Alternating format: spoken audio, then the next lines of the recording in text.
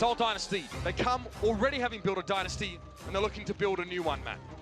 Oh, but Dreamcasper has the blade out, looking for kills against Roshan. Is doggedly pursuing that kill. And Boston, they may have done it, resoundingly winning that fight. Jaehong just knows what he wants. Seoul Dynasty bringing things back here now. Looks like they're in complete control. Should be proud. The lethal blow. What a game! It's Friday night in the Blizzard Arena, and that means it's time for some more Overwatch League. Welcome back, ladies and gentlemen. We are coming at you live from Los Angeles, California. This is day 7 of the regular season, and we are just getting started. I'm your host, Chris Puckett, and today I'm joined at the desk. We got some of the biggest brains and the biggest analysts we could find. We got the 6'7" reinforcement back in action alongside Sideshow and our insider, Zoe. And we're coming off an amazing day 6. Yeah, yesterday was fantastic. We had 3 spectacular matches, and then we ended with Los Angeles Gladiators reverse sweeping Philadelphia Fusion. And that was the first reverse sweep you actually saw here in the Overwatch League, so that was really, really enjoyable to watch. Really good matches to close out last night. The hometown team got a big win. Today, they're not playing. Well, let's look at our schedule as we're opening things up here. The Boston Uprising looking for a major upset as they take on the 3-0 Seoul Dynasty. A little bit later, the Shanghai Dragons of Florida Mayhem face off for their first win of the regular season, and the London Spitfire get a chance to improve to 3-0, going up against a Dallas Fuel squad that desperately needs to dig themselves out of a hole. Yeah, that should be a fantastic match to close out today. Dallas Fuel, they're in a slump at the moment, but I believe in these guys. They can bounce back. They always have done in the past, and London are such a phenomenal team already. I think that one at 8 o'clock is going to be our match of the day, but we're starting this day off with a good one. Give it up for our first team to walk out to the stage. It's the Seoul Dynasty.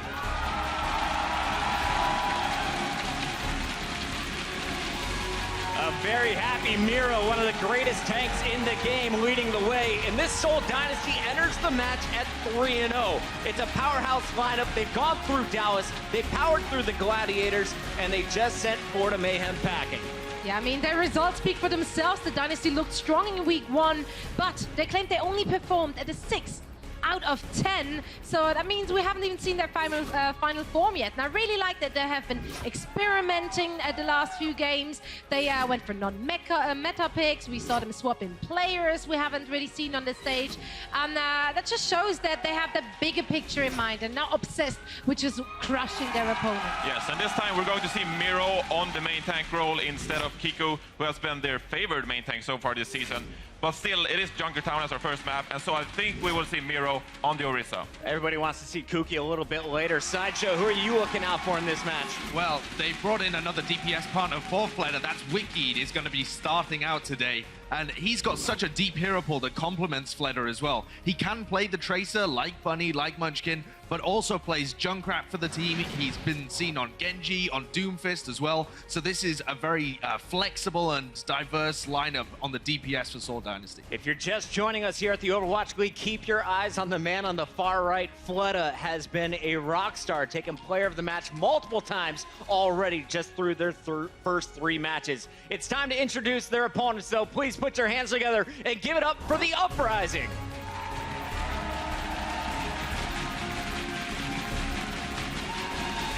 Boston entering the match at a 1-1 record. They lost to New York XL 1-3 before going on to defeat Florida 4-0.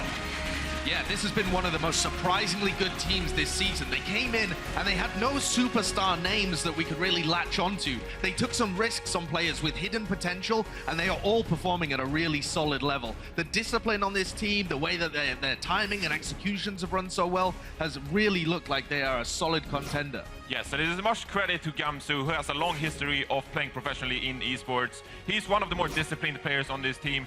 Insane work ethic as well, and he doesn't leave anything up for chance.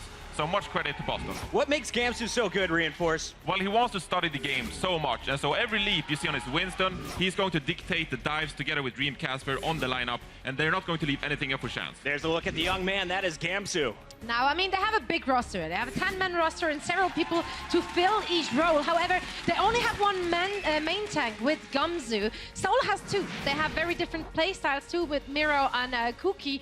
Now, very often the main tank style dictates how the rest of the team is actually going to play. So this could make Boston Uprising a little bit transparent for the other teams. All right, they can see what is coming now. Well, the read may be something going against Boston. Let's talk about something that's in their favor. And Johnny, that's the map pool. Should they be happy with our opening 2 maps? Yes, once again, we're going to play Junkertown, and the Korean teams have struggled quite a bit on Junkertown. So Boston Uprising has some upset potential. Last week, they beat the New York Excelsior on Horizon Lunar Colony, so they have a good chance there as well. And they crushed Florida Mayhem with a tank composition last week, which we're going to see for our 3rd control map.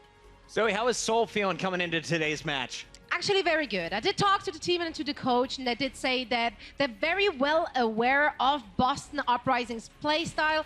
They did mention their Genji player, their Tracer player, and this is kind of what they're going to look out for. Yeah, Boston have a very set style. From what we've seen so far, they run this Tracer Genji, and Dream Casper is kind of their star player, the guy that's making the plays. He goes on big flanks around while the rest of the dive is set up, and Dream Casper can often be seen cleaning up those kills, and the timing and execution on those dives has been stellar so far. But it is one set style, and Seoul's greatest ability has always been to adapt to opponents. So we want to see more stuff from Boston Uprising. Even though this has been spectacular for them so far, so surprisingly good. We saw a little bit of quad tank coming out for them previously.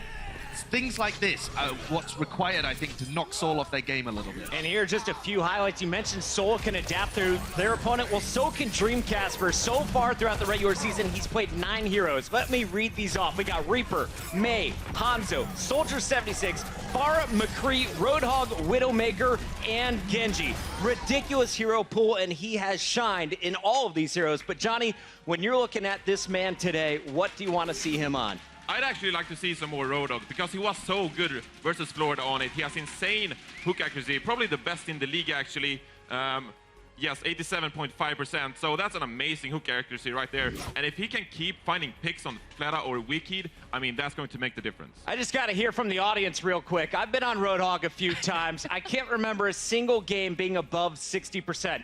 How many of you guys have ever put anywhere near an 87.5? I mean, I have. Exactly. Nobody here in the venue. Keep your eyes on Dream Casper. He is going to be the X factor if Boston wants to walk away with the win. Johnny mentioned it. The first 2 maps are in Boston's favor. We'll find out if they can get off to a hot start. It's time to send it backstage and get game 1 going. Let's send it over to Monty and Doa. Hey guys, that's right. It is time to get started. Boston Uprising taking on Seoul Dynasty, and I'm excited about this one, Monty. Boston has looked better every single match we've seen them, in my opinion. Yeah, and both of these teams are coming off 4-0 wins over the Florida Mayhem. True. So they've looked dominant in their last showing. I do think that, as was mentioned on the desk, it has been a struggle for Seoul on Junkertown. They did lose, of course, to the Dallas Fuel on our opening day on that map. Yeah. And then it was not so clean when they played against the Gladiators either. But with this starting roster, we have mixed things up yet again, and it looks like with, of course, Miro and Zunba back in the lineup, they may be trying to push very hard and play some of their best players for this particular match. Yeah, and I mean, you look at that last one, and it didn't seem like they were, taking it the most seriously. They did use more of their subs than we would normally see. So the fact that they're fielding this roster against Boston kind of shows you right off the bat what Seoul thinks of the level of this team, and I think we're going to see it in the gameplay too. Yeah, and we've seen some interesting attacks overall from the Dynasty on Junkertown. They've been successful running Jaehong on Mei on point A in conjunction with a Junkrat and a Roadhog. So interesting zone control and pick composition. And they've been really the only one who's been successful with that Mei. Other teams have tried, but they've been the one to make it work. And we'll see if they go with that lineup again on attack. That's right, here we go. Boston Uprising on the defense. Seoul Dynasty going to be attacking first here on Junkertown. And Wekid switching over to the Junkrat. But will we see the Jaehong Mei? I would love to see that. Maybe after Sonic Arrow comes out, yes, he'll do it, but typically I'm not going to get my hopes up. They do shoot the Sonic Arrow out first before the swap to Mei occurs, just to make sure that they're not going to be jumped upon by a quad tank coming out of that building that you see on the right-hand side of your screen right now. Jaehong looks like he is going to go Bastion, however, instead. So it will be that single support double sniper setup that we see most frequently here on Junkertown Attack. Oh yeah, we have seen that quite a bit this season. It's been fun to watch. Zunba Dodging a couple early shots, sneaking around the side. We'll see if he can get any of those early hooks. Popping out up on the high ground. May's out. Nothing yet. Oh, and yeah, Jaehong swaps over to the Mei. Cool. They are going to use this Mei again, and the idea here is that you want to push forward and use the ice wall to isolate targets and quickly shut them down. Also limits the enemy Widowmaker's ability to get long sight lines. Yep. Onto the members of your team, and you've got Fleta as well for a bit of counter sniping. Oh, Jaehong, I mean, the thing is firing those Mei darts, those right clicks, the alternate fire is kind of like firing a sleep dart on Ana. So you know he's going to be ultra accurate with them, just the way that projectile moves. Going after Striker here. Has to take a break in the ice block, wall himself back to safety. And that payload stalled out just a little bit. Fleta does go down. Kalio's taken out in response here, but the payload's not moving at the moment. Yeah, difference is that Toby is closer to be able to revive Fleta, and they're going to go ahead and use the Valkyrie right away here. Oh, Kelix! Wow, gets out of that Valkyrie just in time to dodge the hook, but he can't dodge all the bullets, and now that payload's gonna move. And that's what trading for that Widowmaker can do in the Mercy meta. Even if Kalios flanks around the backside and manages to go ahead and take out the Widow, much easier to revive. Hey, I was just impressed with Kelix canceling the Valkyrie just in time to dodge the hook. He died, but that was kind of a neat little move there, too. Yeah, it definitely was, and we're going to see if Jaehong will maintain the Mei here for the next point. Why not? Yeah, getting close to the Blizzard. That's right. And that is true. Jaehong is the only player that has played more than 2 minutes of Mei, and most of the other players who have played Mei have been stalling out on the second point of assault maps. Oh, yeah. Fleta taken out by Dreamcasper already. Maywall goes down, but Boston having firm control over the payload at the moment. And they found a good amount of defensive stability here at the beginning of point B. This is where you want to hold the payload if you get the opportunity. Yeah, really it was Neko hitting the shots onto Jaehong that were able to clean up that point because the wall had already been deployed, cutting out one of their areas of attack. Yeah. And so that was what caused them to push back. And Jaehong with 97% of the way towards the Blizzard will stick on it. Miro now going to be over on the Winston, and Fleta moving from the Widowmaker to the McCree as a response to the dive composition that we see from Boston. He will immediately get a kill onto Striker. Yeah, Striker's been such a good flanker for Boston, but Fleta ready with that. McCree has to back away now. Neko does go down. Flashbang, did he get the kill? No, not quite. Kelix still alive, but here comes a Riptire. Now Kelix taken down.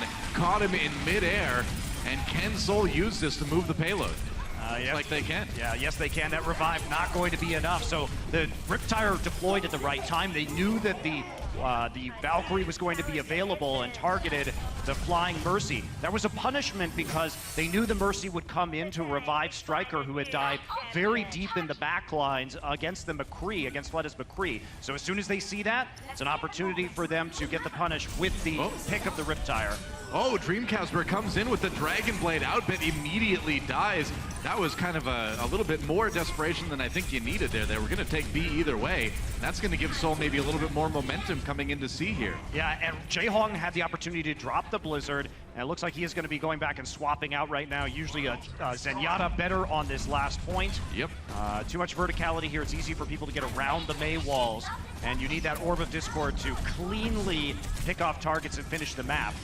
Wiki's still on that Junkrat. Yeah, so anyway, the result of that play is that they get a lot more value because they were going to switch anyway.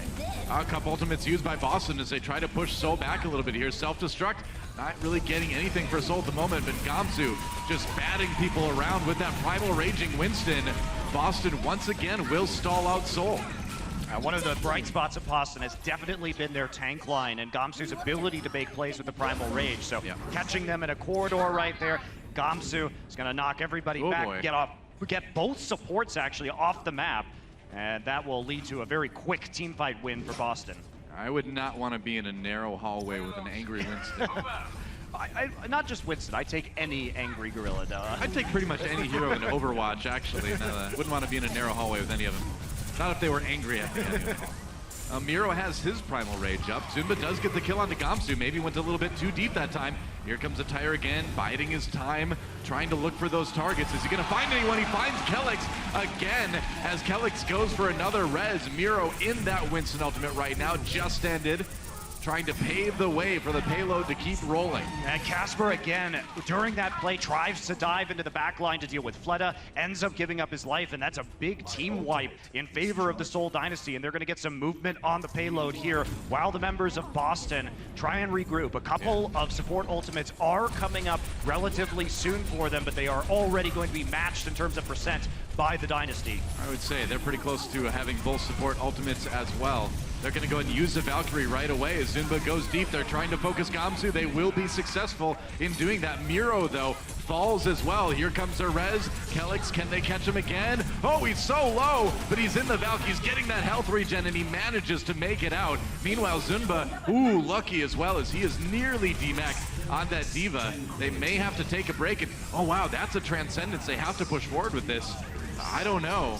Ooh, yeah, I'm not sure about that Transcendence from Jaehong there. No, the Transcendence is going to come out later on Neko. Boston did a great job of attempting to disengage from the Trans and then re-engage with the Transcendence of their own, and they're starting to clean up this team fight. Yeah, I would think so.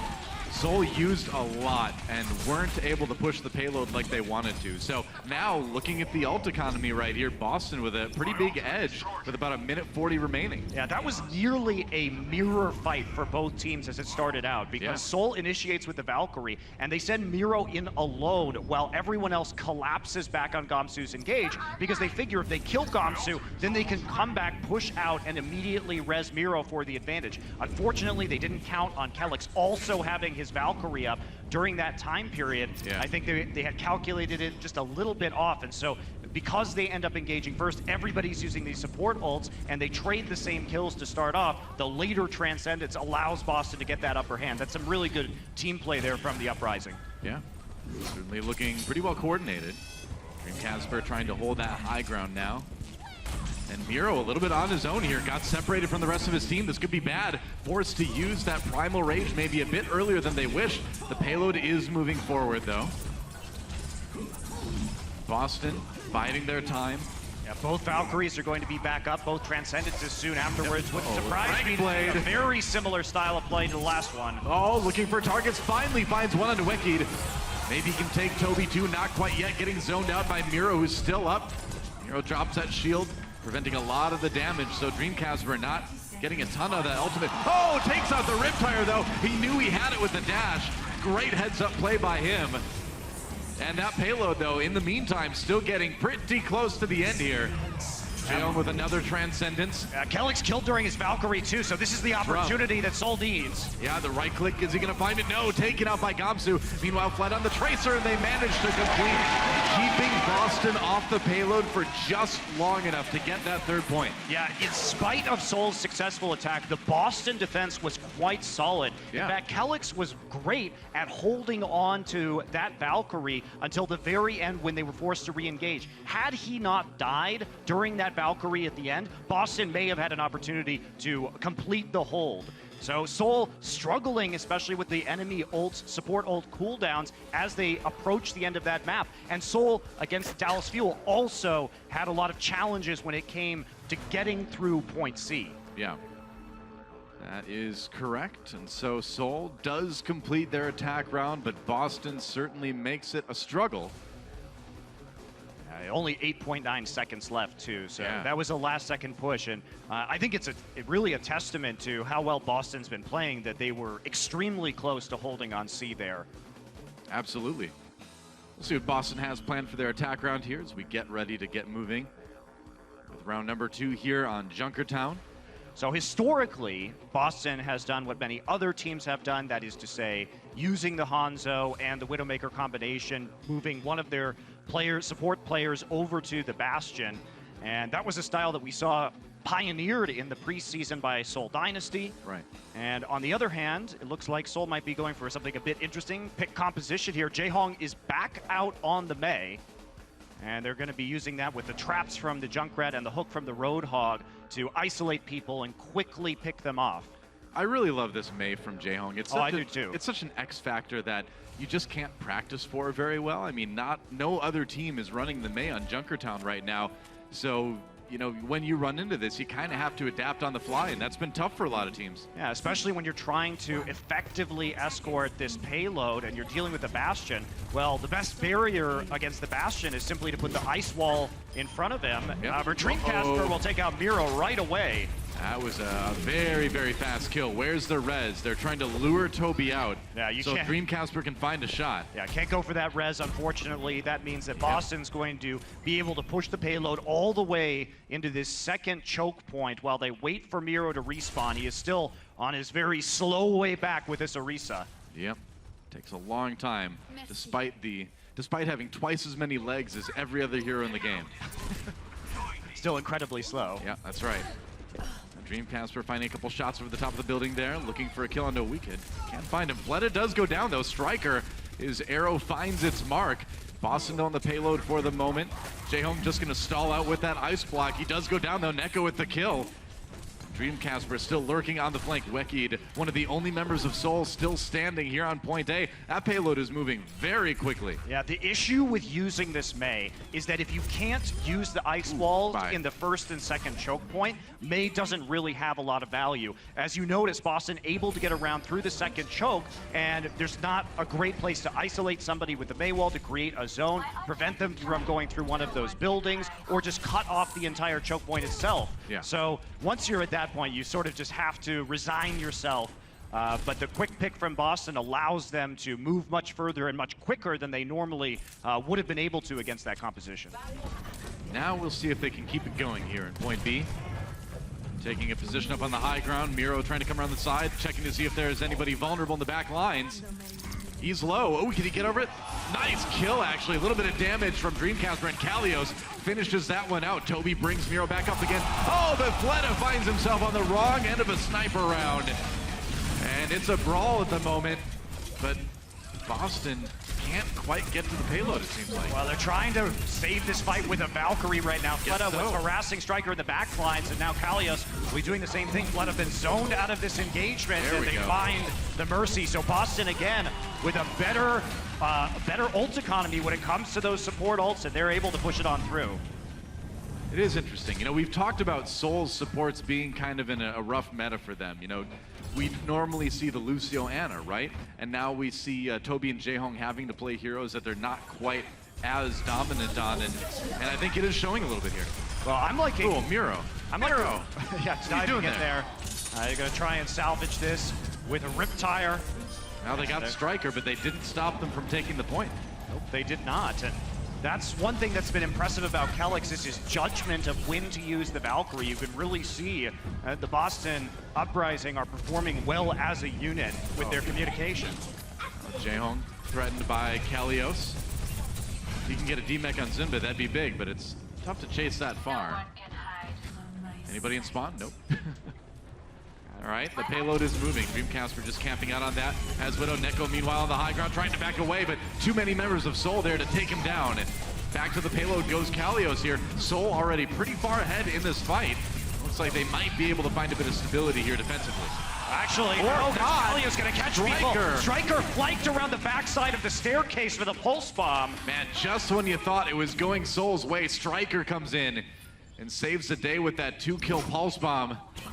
And they do have to take a little bit of a break either way, but Seoul certainly not able to get the stop they wanted. No, and because they died later, they're not going to be able to stop that forward progress of the payload either. Miro going in deep one more time, going to start using that Primal Rage. Well, he gets Neko, so decent start right off the bat. The res does come in, though, of course. Striker firing on the side, nearly has another Tracer ultimate built up already.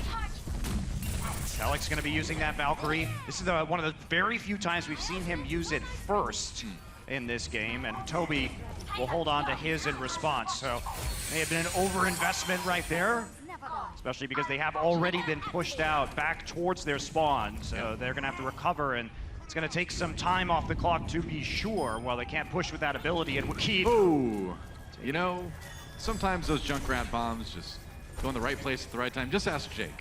He's familiar with it. Either way, that's going to slow down Boston a little bit more here. They've still got about 3 minutes left on the clock, so coming into point C with a bit more room to work with than Seoul had on their attack round. Striker's going to be trying to make another long flank here around the upper level. So he's attempting to find an angle onto Jaehong or Toby. Right. So he can use that pulse. He's coming in right now, gonna find Jaehong. That's a good D-Mech onto Kalios. Meanwhile, Wekid looks for kills, finds Neko with that Riptire. Seoul coming out ahead on this one. Boston's problem right now is that they've run the same play about 2 or 3 times in a row with Striker trying to get a long flank in. And because now Toby and Jaehong are watching for this, he tried to go onto Jaehong and Toby immediately flew back to give him some of that mercy healing. They needed to attempt a different approach. Yeah. They're gonna send everybody on the low ground through the low ground this time, so they're attempting something different. Striker this time is on the payload. There's the res on the Miro. Valkyrie used by Toby. Dreamcasper does go down, and here's Fleta with the Dragon Blade trying to find a couple targets. He cut down Kellex early in the fight, and he's gonna get more. And that's gonna be another stronghold for Seoul. It is. Jaehong also keeps his Transcendence up. They didn't have a use for it or a need for it. And Kalios throwing in to self-destruct, not really able to create a zone or get any kills in that fight. So a couple unnecessary ultimates used there by the Uprising. They're really finding this defense through these small choke points on either side of the point, tough to crack. They're gonna try the same attack again. Fleta is behind them. Okay, well, Kellex nearly has his ultimate, but he's taking a lot of fire from Fleta here. Fleta getting out, trying to escape, a little bit low health, finally gets some healing from Jaehong. There's a Primal Urge from Gamsu, but here comes a Riptire. This could be big. Dreamcasper taken down. Neko fell to Jaehong earlier. And so Seoul pushing Boston all the way back to spawn yet again. Miro finishes the kill onto Kellex right as Kalios. That's big. If he had not killed Kellex, that may have been a problem for Seoul. But yeah, definitely would have been with the closer spawns. Yeah. But as it stands right now, Miro will be able to jump over through the middle of the map and around the U-bend and get right back into the action by the time they regroup. Striker again trying for the flank around the side. No pulse bomb this time, but Zunba is ready for this. You can see they're already moving to counter. You know, if you've been keeping an eye on the kill feed, you've seen Neko die early in pretty much every push here. At this point, Fleta has kind of got them downloaded. He's been able to find Neko a lot and illuminate that Zenyatta before the push even begins. It's been an issue, and we've seen from Boston more of the Tracer Genji dive style of compositions than really anything else they've run. True enough. Here we go again, diving real deep, but Gamsu goes a bit too deep, gets taken out. Oh, and Kellex lured in. The trap was set, and Wekid sprung it, man. Double kill with that Riptire, and the push is done again. And you know, one criticism we've had with Boston is that while they do look well practiced, they haven't shown a large variety in strategy, and I think that's coming back to haunt them right now. Yeah, they definitely are struggling to adapt here on point C. It is a hard point to take, but they have been read at this point by Boston, or by Seoul rather, and they're just getting punished in these choke points. One last chance, OT ticking away. Gamsu's gonna drop down on the payload to keep the overtime bar alive. Fleta with the Dragon Blade kills Kellex immediately. There goes Gamsu. OT ticking down, and Seoul already has the kills they need, unless there's another big turnaround. Dreamcasper maybe a big, no Dragon Blade for him, as he was killed by the self-destruct, and that will be it. Seoul Dynasty tested, but they will hold on Junkertown. I still think we saw some impressive play out of Boston, but just like everybody else that's played against the Dynasty in this very young first season of the Overwatch League, things only work up to a point, right? You can run that strategy. Eventually, they will figure out the adaptations, whether it's in terms of composition or in tactics that they need to make. And Boston was simply running the same play over and over and over again on point C. And we saw Dynasty respond to it differently every time, whether it was coming around the flank on themselves with Fleta in the back, just running different tactics. Sounds good. Exciting first map. Second one coming up just after this. The Overwatch League is brought to you by Omen by HP and by Intel.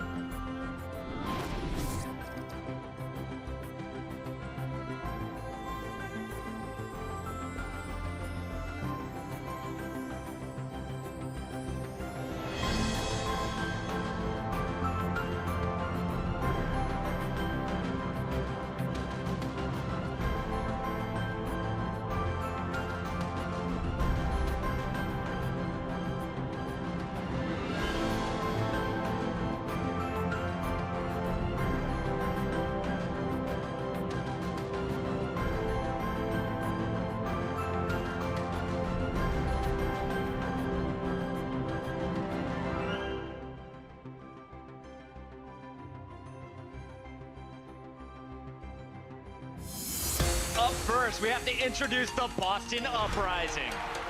A lot of pressure on these guys. There is depth to this team that people did not expect to see. My personal goals for this season is I want to be best teammate. I want to be the best main tank player in Overwatch League. Wow, Boston just destroying Shanghai. My personal goal is to get to know my team really well and show people we can go really far in this league and not come out last place. Wow, great play actually from Dreamcasper. Right now, I think it's very possible for us to get into playoffs. You can see they can be a very competitive team. For now, Boston Uprising is weaker and not popular, but I think we have potential to be the best. They're young, they're scrappy, they were able to pull off the victory tonight.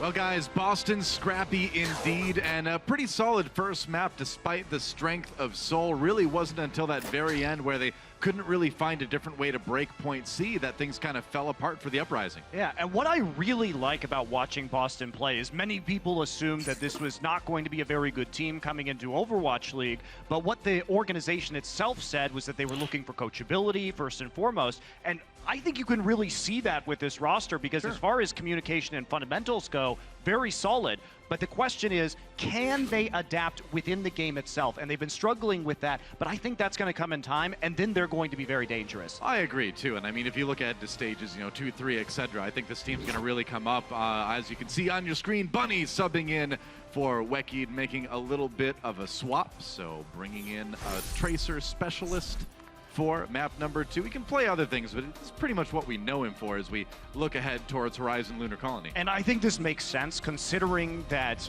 like many other teams, the Dynasty have preferred running the Sombra, Moira, and Tracer combination on point A. Now, worth noting that Boston did win Horizon when they played up against the New York Excelsior. So they picked up a pretty big win there. And New York was running that very mobile triple threat strategy that I just discussed. However, Boston did have trouble holding on point A and was winning with a Genji Tracer dive composition through some good stalls on point B. So they should know that there will be this look probably coming out from the Dynasty, and they should be, we'll see if they've made the right adaptations in order to prolong the take of point A. Right.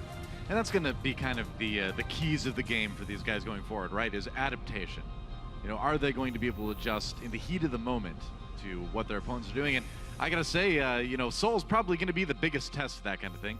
Oh, yes, absolutely. I think we can say no team has adjusted better than the Seoul Dynasty has. Yep. Even if they have struggled, as we saw in that last map. Well, we've talked about it too. I mean, despite their supports being in kind of a meta that's not favorable for their favorite heroes, for them to do this well in that circumstance really speaks to just the overall incredible strength of this team. Yeah, I think you're absolutely right, though. And if the meta changes, it will only make them scarier.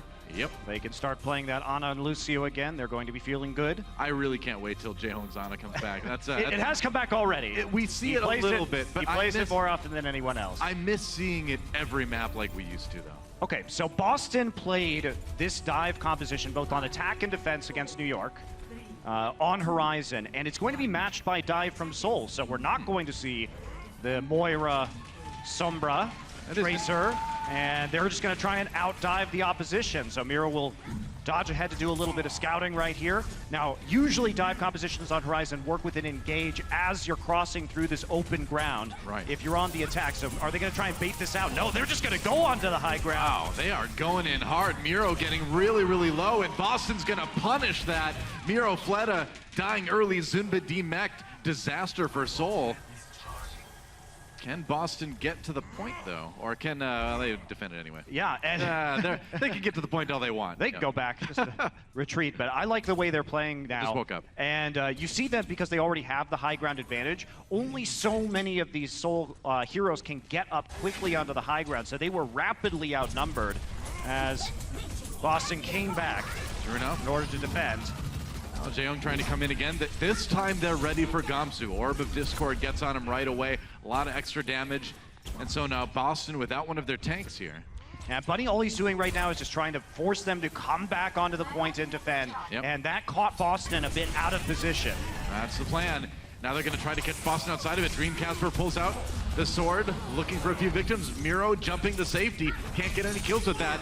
But Seoul will go ahead and win this fight. This may just be point A. Yeah, 3 members of Boston still alive, but they're not going to be in great shape to retake. So will be a delayed take on point A. Took a couple of attempts. Seoul changed their positioning. You'll notice that because of the back cap, Boston had to think about getting back to the point, and also they forced members of Boston into a corridor where it was difficult to anti-dive them. Now, a lot of momentum coming in for Seoul here. They've got some good ultimates to work with if they decide to go in. Will be Dreamcasper switching to McCree to try and deal with the dive right now. Yep. All right, Miro does fall. Fleta waiting for that Dragon Blade. Is he actually going to use it? You may want to wait here. They've committed a couple ults, though, so they might just try to grind this one out. We'll see. Bunny did get caught by Kalios' self-destruct. Toby brings him back. Fleta's still waiting. And now with the Transcendence, he's going in. Oh, but a Trance on the other side from Neko, too. Gets stunned with that flashbang, taken down by Dreamcasper. And it's going to be Toby running for the hills as Boston will hold. Yeah, and both teams had approximately equivalent ultimates. Each had one fight there on point A. And I think, again, we're really seeing how well Boston's supports are communicating. Neko and Kelix, again, very patient, assuming Fleta's going to be pulling out that Dragon Blade, always trying to make sure that Seoul commits first, and then they'll have the advantage to actually finish out that fight. So really, really good stuff when it comes from Boston and that ultimate efficiency. That commit was a little bit surprising too, but they decided to go for it. Oh, Miro again, getting a little bit too deep. They caught him. Miro's been overextending a lot. He really has, yeah. J-Home taken out. I mean, this push is basically over. When you lose the Winston like that right off the bat, oh, nice pick on the Toby. Gamsu really punishing this, and now the spawns for Seoul are getting extra staggered. Yes, they are, and Kelix also almost catching up to Toby here with the Valkyrie. It looked like there may have been a window on the next attack, but as the fight finishes it out, both of our Mercy players will be coming back with the Valk. And Dreamcasper also now his first opportunity to zone some people out with that Deadeye. You know, I wonder what happened with Miro in that last push. I didn't see if he had the ultimate when he jumped in last time. Maybe the plan was to pop that right away and create some space, and he just died too fast. But either way, it's looking a little bit off for Seoul here on this attack. Yeah, flashbang is often, you know, if you can burst him down fast enough. That does hurt you a little bit. Keeps you from pressing Q. So Dreamcasper has been playing behind this barrier for most of this game right now, waiting for people to try and dive on top of him. Yep. Oh, there goes Bunny. And Toby trying to escape again. Wow, they're actually using the Valkyrie. This is going to be very difficult for them to win. I don't know, man. Yeah, that's very... Oh, nice stick on the Dreamcasper, but he gets res before he even hits the ground. Seoul really putting a lot into this one, and it may come back to haunt them. Striker has that pulse bomb. There's the self-destruct, has to get out of the way. Gets caught by it anyway. Thought he was behind the pillar, I guess. And now Seoul comes storming back on the back of a couple tank ultimates, and they are getting some serious time on this control meter. Wow, I didn't think that was going to work for Seoul at all, Doa, because they lost 2 players before the Valkyrie was even used, so both Resurrects had to be used immediately. Wow, but immediately afterwards, the target calling using the mobility of the Tracer and Genji, all 6 players were just hopping around to opposite sides of the point to focus down people one by one. Yeah. So they used the time in which the Resurrects were occurring and to get Toby back in there to make sure everybody on Boston was split in a ring around the point and then just pick them off one by one. So target selection there working out, but I am very surprised they were able to pull that off. Yeah, that was a little bit shocking. Well, Boston suddenly looking at their opponents with a bit bigger time bank than they may have hoped for. Yeah, 3:11 is quite a bit of time to work with on Horizon. Question now is, are we going to see Boston run the same style of attack with the Genji Tracer dive that they've run previously? They did make, of course, that alteration to the McCree, but I think if you're Seoul right now, you just keep running the dive comp until somebody can stop you from doing it, and they managed to take both points pretty quickly there. Might as well. Some little uncharacteristic mistakes too from Boston too, especially on the side of Striker. getting caught by that Diva ultimate. I mean, he knew it was there. It was right on his screen, and maybe thought he was behind the pillar, but it seemed like he was tunneled a little bit on going after the supports of Seoul and just kind of got caught at the wrong time. Well, I think that being tunneled was perhaps the right play in theory there because of Toby opening himself up for some dangerous play coming all the way across the point. And just not when there's a self-destruct next to you. That's normally you'd want to take advantage of that, but you have to be aware of your surroundings, Monte Cristo. You were the guy that fell into the pit in Mario a lot, weren't you? That was me, absolutely. Yeah, you got to be careful. Environmental issues. You don't like well. You know I'm a terrible Mario Kart player. I fall off the map all the time. I do know that. I'm super bad at Mario Kart. I love Rainbow Road. Yeah, that's a good map for the 1v1. I'm sure we all have our gaming kryptonites, though. Mine is Mario Kart. It's the game that it doesn't matter how much I play, I will never be good. That's right. Mine is games with too much text. Reading, Doa's weakness. That's my kryptonite. Boston Uprising on the attack. Oh, Dream Casper taken down early. Yeah, I'm not sure if they're going to be able to move back to him. His body is surrounded by members of Seoul right now, so this will have to be a respawn. Both teams back to playing the dive. I think it's bold if you're Boston to try and play dive versus Seoul Dynasty. Sure is. Do you think they're relying a little bit too much on this comp? We've seen it more and more from these guys. Yeah, I definitely think they are. Yeah. But right now, as a newer team, I think that... Whoa, that's a nice kill, though. Yeah, Toby trying to escape, not able to do it. Kalios picks him up. Kills coming in. Yeah, Buddy killed both their supports, though, so... that helps. Boston going to have to wait this one out, even as they are able to isolate Zunba. Zunba still hasn't been DMAC. Finally... We'll lose that, and he's gonna... I'm in space! I'm dead in space! Zunba going to go try and play in space right now. Rewind, and there's a bit of distraction here on the side while his allies get back to the point. Bunny will voluntarily try and reset, but it's only going to be 4 members versus 6 on the point from Boston Uprising. They're going to give this one up. Yeah. Boston should have it. That was a nice little stall on a couple members of Seoul. They are going to get way up front here. Seoul comes in to try to defend. And Boston's just going to bottle them up between points and not let them get there. Yeah, I like what we saw from Boston, too. Yeah. They weren't so obsessed with capping the point. They knew that if the supports got too close, which we did see from Jaehong and Toby, that they were going to be vulnerable without Bunny there, still waiting for that respawn. So they take that opportunity to kill the supports, and yes, they'll be back now, but they're not necessarily going to have the best positioning, and they get a little more ult charge for themselves as a result. Oh, speaking of ult charge, Boston close to 6 versus ultimate. 6. Yeah, it's going to be 6 on each side. The apocalypse is real. Here we go. Diving in, Striker. Just trying to find the opposing Tracer. Bunny gets a little bit low here. Kelix dies really early in this one. Somehow Zunba got him. No ults used by Seoul yet. They're holding on to him. Yeah. Kalios down into that Pilot Diva form. Dream Casper can't quite kill Toby. He's got another opportunity here, but no, the healing is real, and Boston has to back up. That's great discipline from both teams. So both teams were approaching 6 ultimates, and neither of them used a single one. I don't think I've ever seen that before. That's very good discipline. Yeah. Both teams knew that when Kelix went down, the fight was effectively over, and at that point it was a mind game trying to get each other to push those ultimates out and see if they could get an advantage going into another attack, but neither team bites. And so we come into this push again from Boston with 12 ultimates still available. Oh, Dream Casper goes down early here.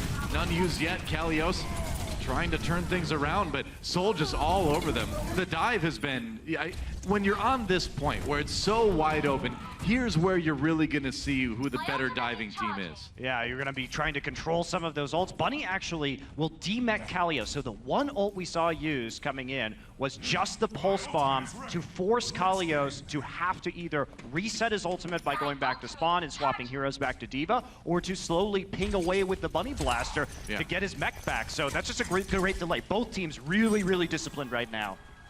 No kidding. Jaehong, you would really love to hit somebody with a big Zenyatta alternate fire. I'm just assuming. I think every Zenyatta player that's what every Zen loves. That's let up on the high ground. This is such a great game of chicken. Yeah. Or chess. It's so cerebral. Oh, Kelix. Cut down fast here. Fleta may find both supports. No, Neko! to the rescue, saves himself. Boston with a couple kills, they've got the man advantage, but without the Mercy, can you really push this? They're gonna try it here. Now the ults start to come out.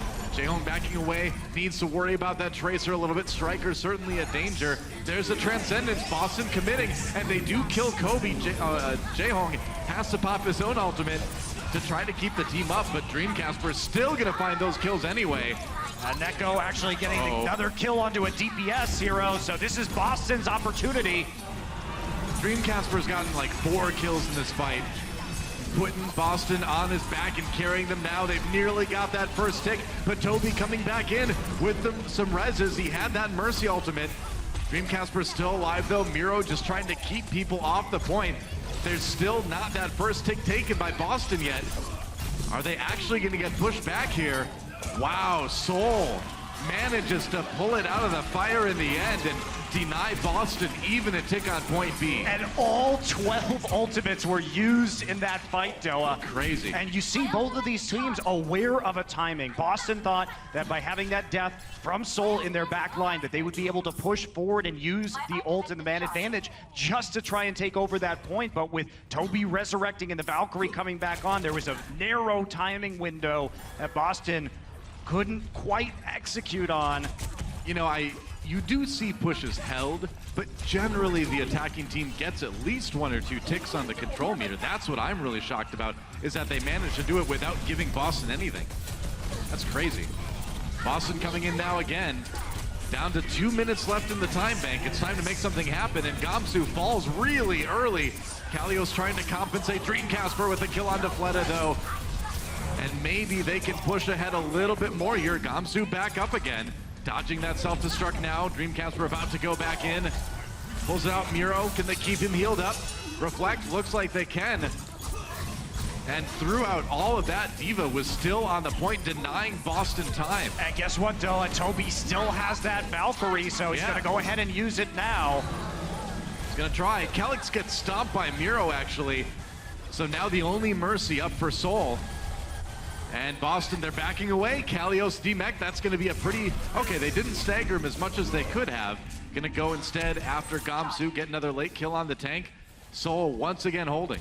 Well, Boston thought right there. Neko and Calyx again doing a good job of timing their ults. When Fleta came in and tried to kill the Zenyatta, we saw Neko just immediately use the Transcendence, and that's when they wanted to attack again. Fleta couldn't get anything done with the Dragon Blade.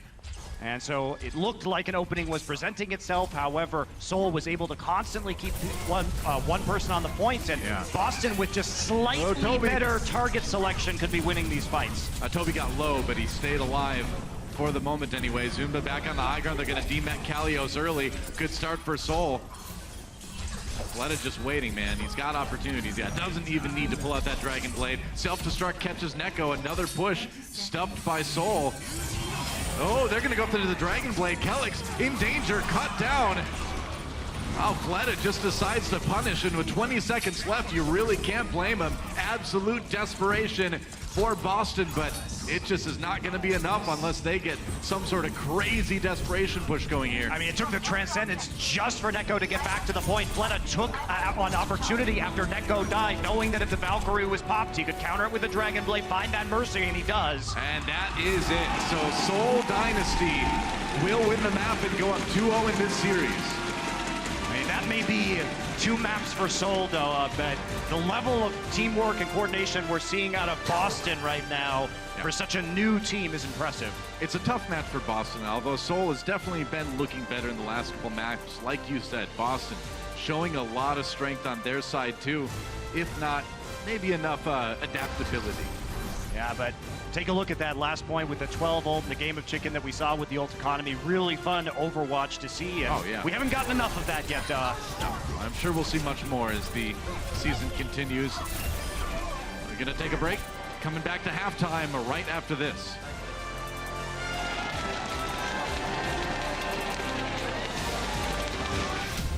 The Overwatch League is brought to you by Intel and Omen by HP.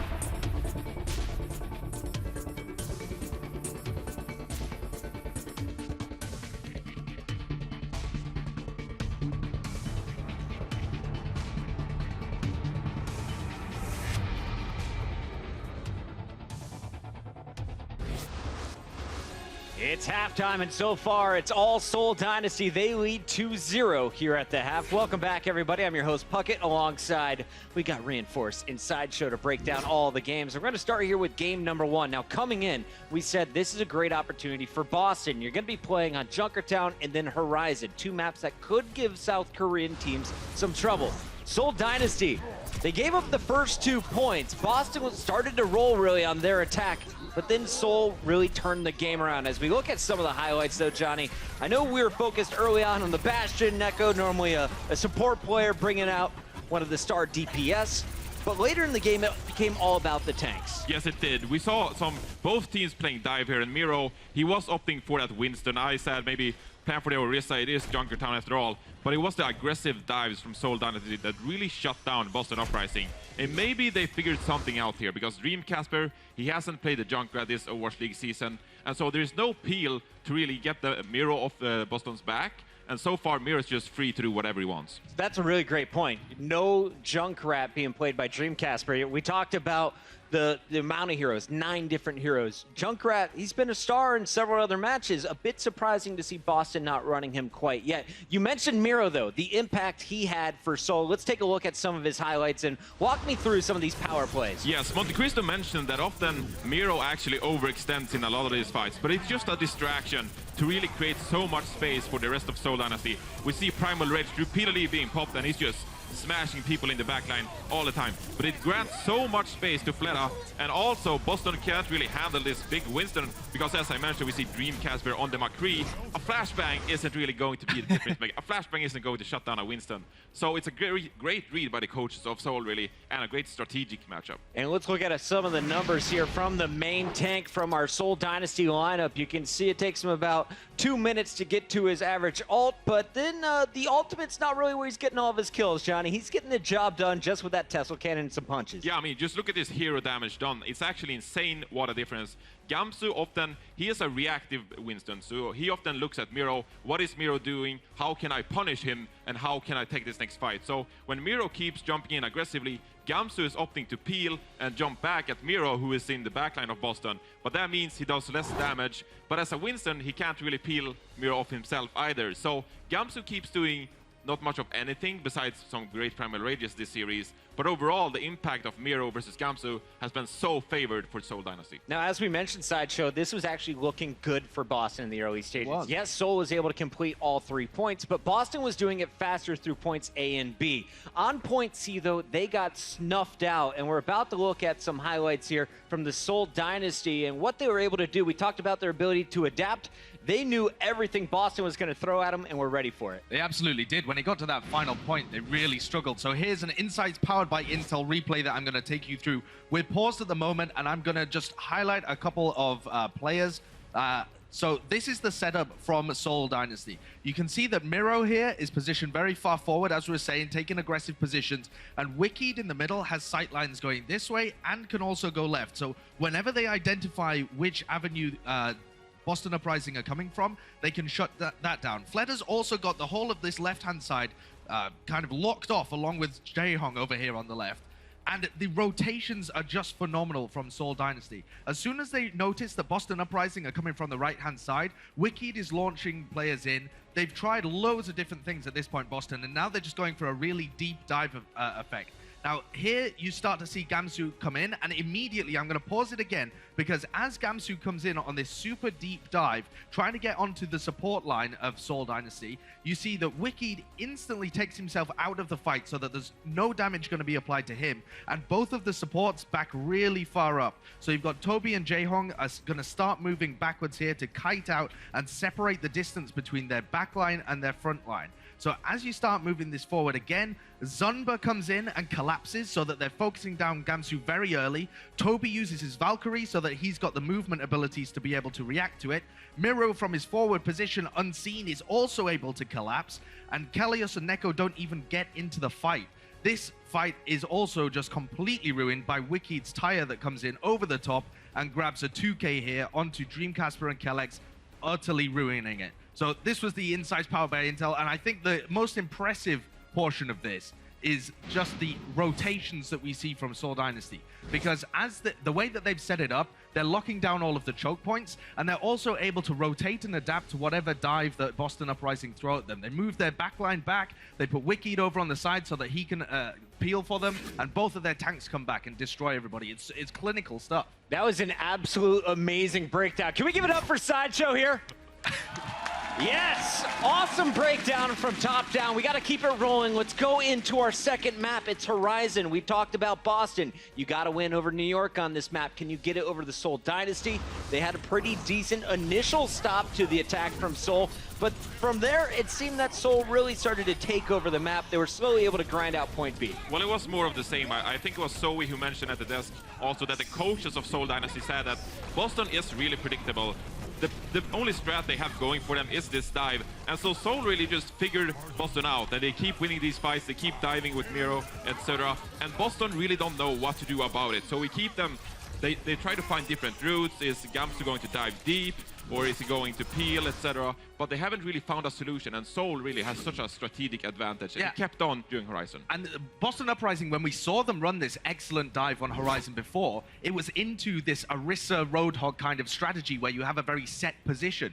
And Dreamcast was flanking around, they knocked them off the high ground and punished them. Seoul are not playing like that. Seoul are not running static compositions against Boston. They know that Boston are going to run the dive, and they're like, okay, come at me. We know that we can run this better. And it's been a phenomenal showing from them so far. Yeah, and I like to mention as well the ultimate management, because we see when Boston gets stuck like this, they keep diving the supports of Seoul Dynasty when they have the Transcendence up and then when they have the Valkyrie up. So Toby and Ri Hong, they never really die despite the dives of Boston Uprising. So they need to keep track of the support ultimates of Seoul Dynasty if they actually want to execute properly. Moving into games 3 and 4, that is going to be the key to victory for me. You got to keep your supports up if you're Boston, and you got to start getting some picks on the Seoul Dynasty support players. Let's take a look at a few clips here. This is Seoul Dynasty using their ultimates to prioritize kills on Kelix. Every single time Kelix, the mercy for this Boston squad, is going for the res or going to pick up his squad, you see tires in his face. You even see Miro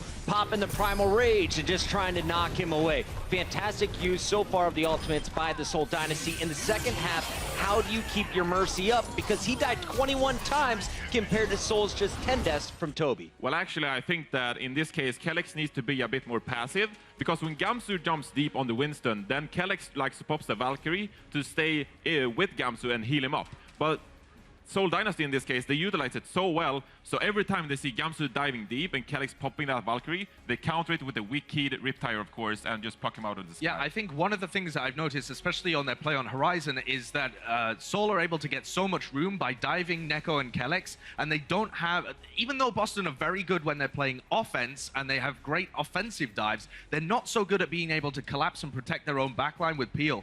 Some of this has got to come down to the fact that they aren't playing the Junkrat at the moment, but even so, Striker being able to zip back in and help out bursting these tanks down is going to help them a lot, and that's what I'd like to see moving forward from them. I'm looking forward to our next map, and that is what's coming up on the other side of this commercial break. The action continues with the Oasis. Control is coming up next after the break. The Overwatch League is brought to you by Toyota. Let's go places.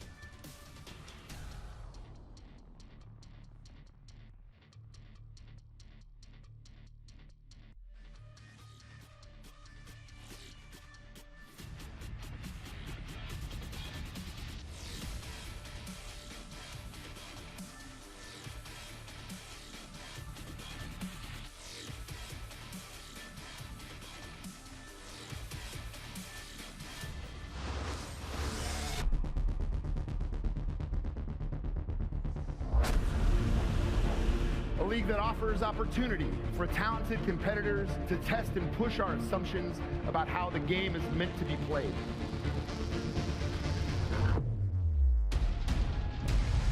Ladies and gentlemen, we are coming at you live from Los Angeles, California. Welcome to the Blizzard Arena. We are back at the Blizzard Arena here in Burbank, California. Don Monte Cristo here, guys. And right now, Boston down 0-2 to Seoul, but it certainly hasn't been a one-sided affair. No, it hasn't. And I really liked Sideshow's breakdown on the desk as we see Wakid back in for Bunny. Yep. Because it showed that one of the things Seoul is doing differently than many of the other teams that we've seen play in Overwatch League, most teams will go ahead and after a reset, teams coming back together, try and use that rip tire to get a pick on the front end. Instead, they're retreating and waiting for a Boston to commit and then using it as a reactive pick mechanism. And it looks like Boston really hasn't been able to deal with that threat and keep Kelix alive. Oh, absolutely. I mean, the counter dive has really been the strongest thing in Seoul's favor, but I think things are going to, excuse me, wow, I had a bug or something, I don't know. I think things are going to change a little bit here as we go into Oasis, where there's going to be room for playing something other than the basic dive for both of these teams. You say that, Toa, but the last time we did see Seoul play on I said this there's map, room. There's right? room. There's room. I didn't say it was going to happen. It was Lucio instead with the Tracer and the Genji, but it looks like we may see something different this time with Wakid, and he may actually be playing the Tracer in spite of the fact that we've seen Fleta, he has been playing a lot of that Pharah, but so is Wakid, so I guess a bit of a question coming into what will be a city center. Yeah, you never quite know, but you'd imagine that the Pharah is going to come out at some point in Oasis. I mean, that would be the logical reason to put this guy in for this map. And as for Dream Casper, I think really when he first caught my eye in the earlier days of Overwatch prior to the beginning of the league, it was because of his Pharah play. So it looks like he'll be going back to that hero right now. We will not be seeing Gamsu on the Doomfist, to the surprise of no one, and Kelix will have a comfort pick on that Lucio. That's right, here we go. Seoul in the white, Boston Uprising in the blue as we get things started here on Oasis City Center. Winston's meeting on top of the tower as the teams start to trade fire a bit. And we are gonna see a little bit of initial poking right here. Wakid, interesting to put him in this roster when you have Bunny and Munchkin, who are more or less dedicated Tracer players. I am a bit surprised since they're having Fleta play the Pharah, but maybe they've got something in mind for a different point here. This round, the point is unlocked. Boston capturing here. Seoul coming back in. There's a kill for Fleta. Oh, but air-to-air may do it for Dream Casper. Can't quite get the finishing blow.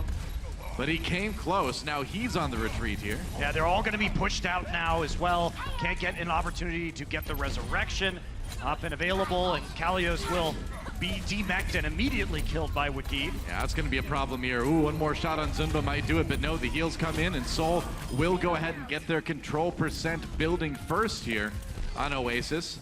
It was quite the brawl, but Boston could never really finish the kills they needed to.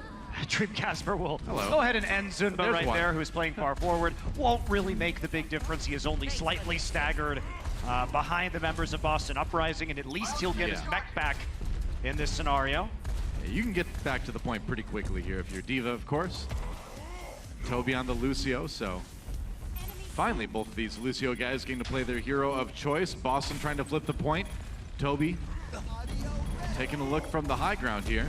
Meanwhile, Fleta still trying to rain rockets from above. Finds Striker, not enough damage though. Dream Casper with the barrage does take down Miro. Where's the res? There it is. Jaehong goes ahead and uses that ultimate to bring him back up again. Fleta waiting for that perfect opportunity with the Pharah ultimate. Is it gonna come soon? He's gonna chase Gamsu in there, finds him inside, but there's a Primal Rage, and he's low, and he's taken down. Fleta not living. Toby drops that sound barrier. Fleta not part of this fight though. And that's going to be the end result. He'll be saving that sound barrier for later on in this fight, but they still find themselves short of Fleta on the Pharah as Boston continues to attempt to grind out the actual advantage and flip it over. That was a really kind of a bold barrage from Fleta to try to use it in that room, and it didn't pay off at all.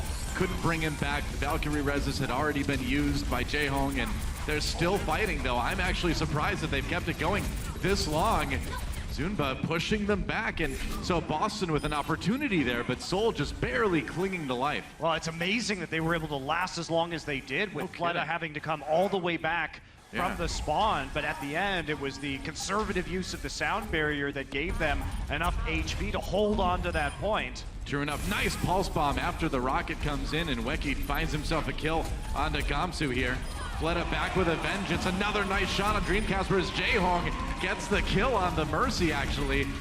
With the Mercy, Seoul starting to really take Boston apart. And Fleta was incredible on the Pharah in week 1 and showing off his skills again here against Boston, 100% to 0 in favor of the Dynasty. And Boston had an opportunity at one point in the match, but like you mentioned, Monty, just the staggered support ultimate usage on the side of Seoul. Toby waiting a little while to use that sound barrier made the difference.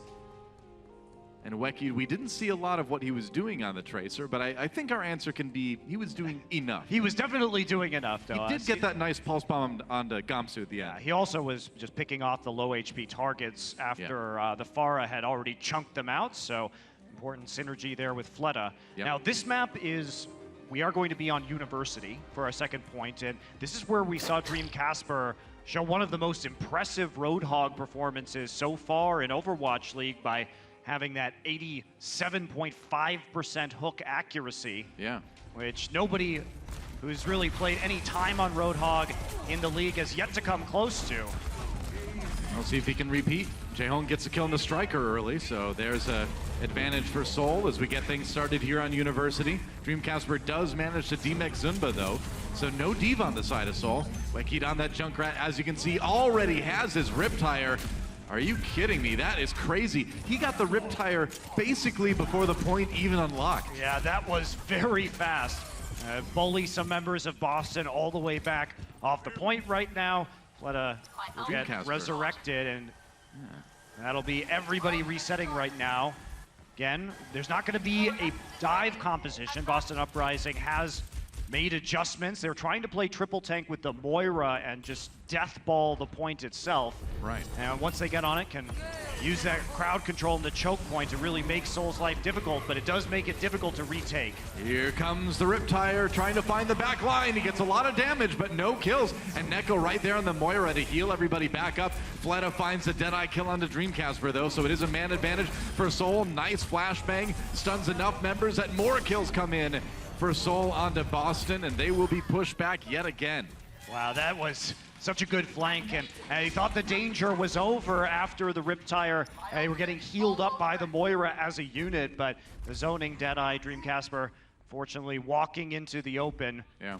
Well, I mean, Fleta just kind of walking up on the flank and getting 2 or 3 people with that flashbang, and didn't get any of those kills himself, but when you stun that many people, it's such a huge edge that you give to your team. Yeah, 28 seconds to charge that first Riptire, as you see from Wakid. And Wakid was also the one who was finishing off the kills from the flashbang by chucking the mine into the mob. Nice flashbang onto the ulting Dreamcasper. He still gets the kill onto Zunba anyway, and now Boston managing to flip the point back. They are not going to go down without a fight. Kalios trying to punish them on the high ground by sticking them to the wall with the Graviton Surge. And back when he was in Korea and playing at Apex, Zarya was Kalios' best hero by a quite significant margin. So we expect good things from this guy when he's on this hero. On board with Neko now on that Moira. Riptire out there again somewhere. Gotta watch out. Gamsu gets the kill on the Fleta with a Fire Strike, actually. And Striker not finding anything with that McCree ultimate. Kelix does go down, though. And remember, there's no mercy on the side of Boston, so anyone who dies is dead permanently. They're going back to spawn here. Neko backing away with that Coalescence out. But 2 ultimates, or 2 support ultimates, rather, used by Seoul to try to tip this fight in their advantage. And that's about as tipped as it can get. Yeah, using that Coalescence late in the engagement just to keep Gamsu alive for a little bit longer. Seoul patient as they waited out, get the 2 remaining kills from the Uprising, and now they're going to be pushing up right now. They have self-destruct and the Deadeye, so it's going to be hard for Boston not to get completely zoned off the point. Yeah, and I mean, the idea with that comp, right, is you don't use the Mercy because hopefully nobody's going to be dying because you've got so much AoE healing, and you've got all those hit points of the tanks. But if somebody does go down, it's a big problem, as you can see. Fleta, no kills with that Deadeye. Zunba finds Neko, though, actually, and that's a problem. One support already out. There's a kill on the Gamsu, though. This push is falling apart, man. That is overtime almost up. They've got to take out Kalios. He's the last man standing, and that is going to be it. All right, well, it ends up being a quick 2-0 for Seoul Dynasty here on Oasis, and that will mean they are the winners of this series. One more map to play for that important map score aspect of everything, but Seoul, looking pretty dominant in the map score overall today. Yeah, I think you do have to commend Boston. They were getting beaten at their own game by using the dive composition. It was time to make some adaptations, but it still looks like Genji Tracer Dive is their best composition that they can run so far. They're a new team, and so you expect not the greatest amount of versatility, but it's matches like these where at least you can make some strides towards that compositional diversity. Oh, it's another nice concussion mine from Wekid here, and cool to see what he can do on that hero. One more map when we come back, guys. Don't go anywhere. The Overwatch League is brought to you by Omen by HP and by Intel.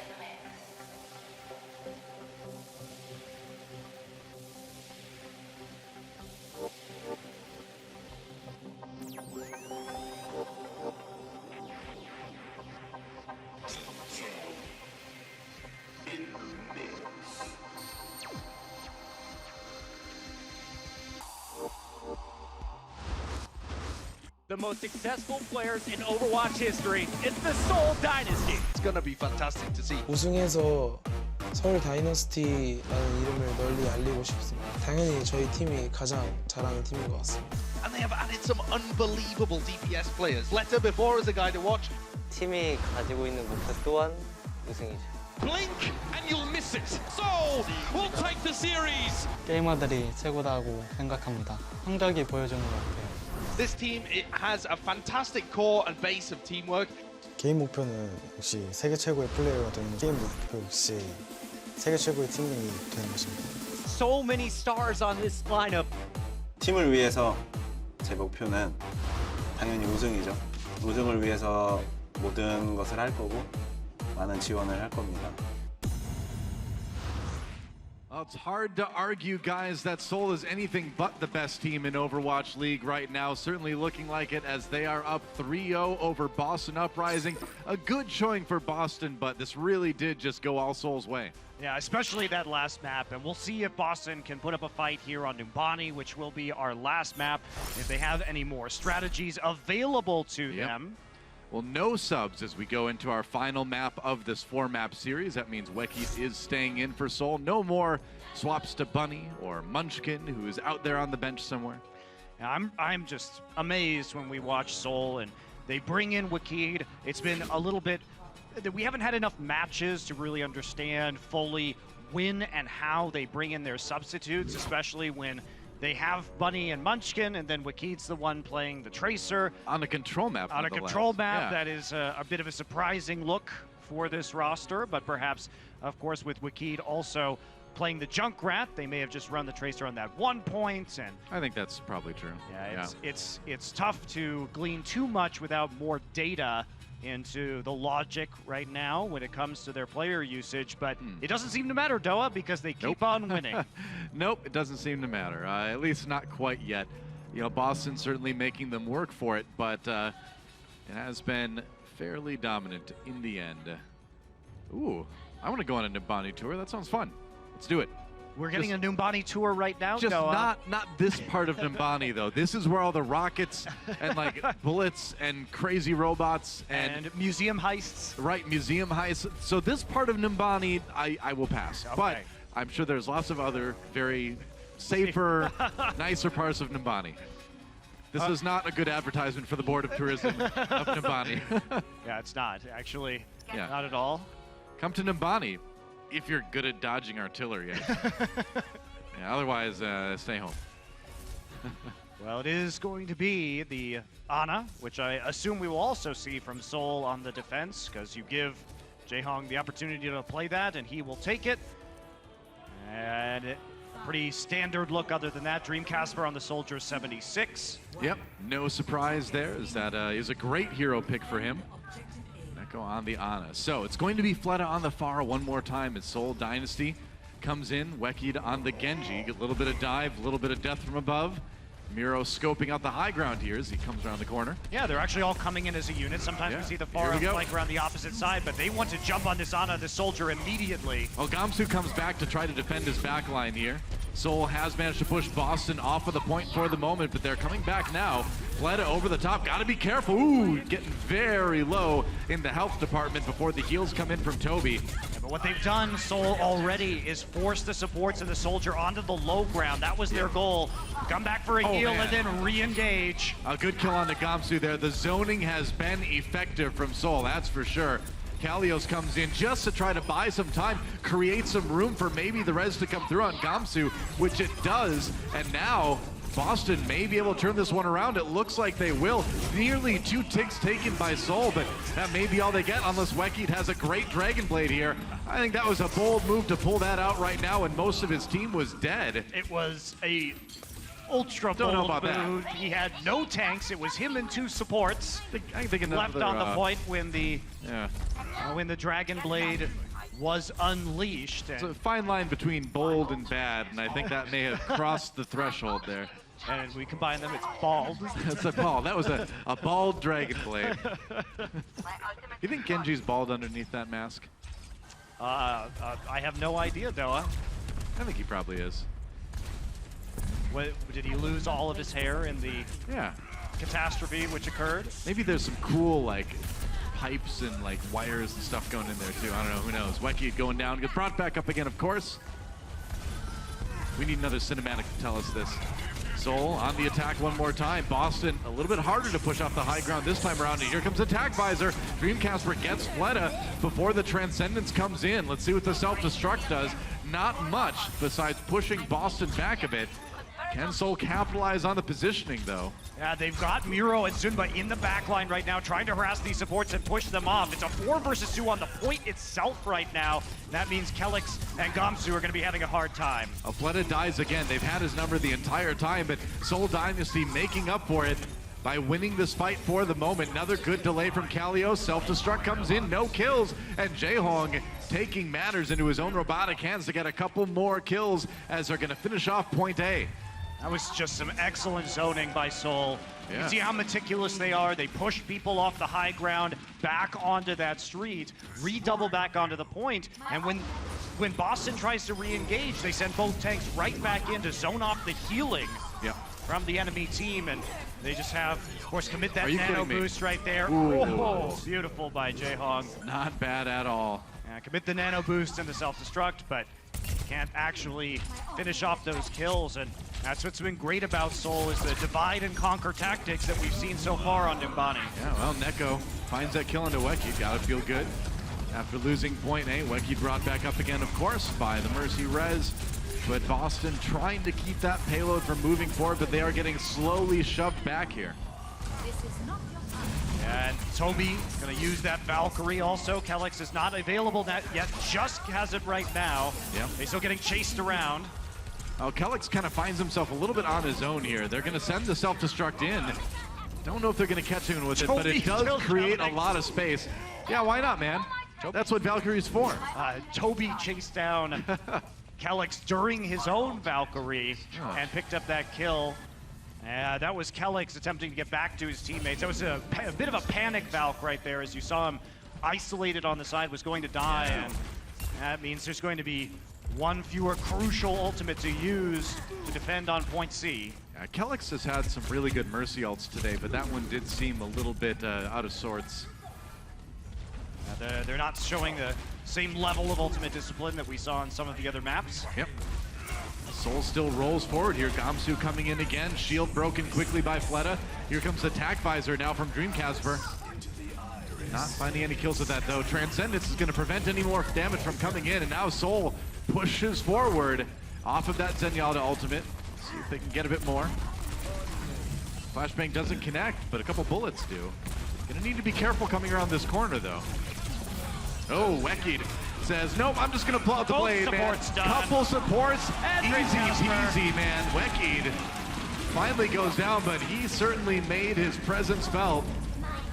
That self-destruct simply going to be blocked by the Winston bubble. Wekid will be brought back up by Toby in the Valkyrie. Valkyrie's gonna come through for Kelix as well, but they're down so many people. It's gonna be hard to try and get a lot of value out of this ability. Oh, that's a lot of damage from Jaehong. Look at that! Picking Kelix out of the air in the Valkyrie. We've seen it before, and there's another clip for Reddit. I mean, Kelix really didn't have a choice right there. He had to take a risk to resurrect people just to hold on to the payload. It is not easy to pick people out of the air like that, though.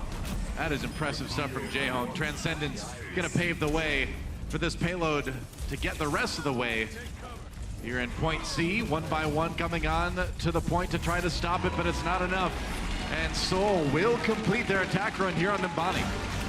Yeah, impressive stuff. Boston tried to counteract their dive in their first attack, or their first defense, and succeeded, made them reset. But from there, it was a pretty clean push through the streets and museum phases of Numbani. Yeah.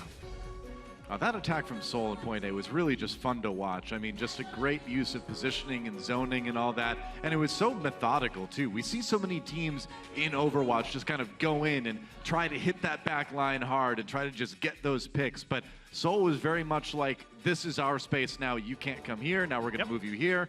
so on and so on until point A was gone. Yeah, and you're simply not going to be able to heal if you're falling back to the streets. Yeah, or res people that die in the front. With your supports, because you can't get close enough, and there's a Winston putting it down a bubble in front of you, which is cutting off the line of sight for the Ana, so you can't heal people through it. Yep. And it just becomes a massive issue. But if you play it deliberately and you can control the positioning of the enemy supports on attack, then they basically just have to sprint at the point, or you have a numerical advantage in terms of players on the point itself, and it's just getting one kill at a time, picking them off, and just forcing them to come back in. So yeah, nicely done. We are going to see Wakid back on the Junkrat and Fleta on the Widowmaker. So this is actually quite a different style of defense than we might have assumed. Interesting.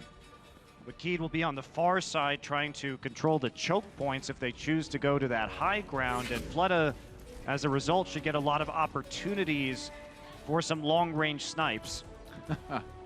Toby jumped into second place for most Mercy final blows. Good luck, buddy. Godspeed, Toby. You can get that stat. Oh, yeah. Here comes Boston going for the dive again. This time Neko on the Lucio, though. Trying to move to that point a little bit quicker. So they look like they really want to just speed boost their way into this point. Yep. Fleta's playing very far back. He's all the way back behind the streets right now, covering the point itself and the entry as they come in here from the streets. They're going to jump onto the high ground, and they'll find Wakid immediately. Yeah, great dive to begin things. Weki did not last very long. Neko does get picked off by Fleta on that Widowmaker, and Kalios nearly demeched. He is demeched now. Oh, he's just going to kill Dream Casper too, so nobody actually is on the point. Scott is trying to chase him around right now. Wow, I can't believe Toby lived through that. He must have had like 1 health left. That's crazy.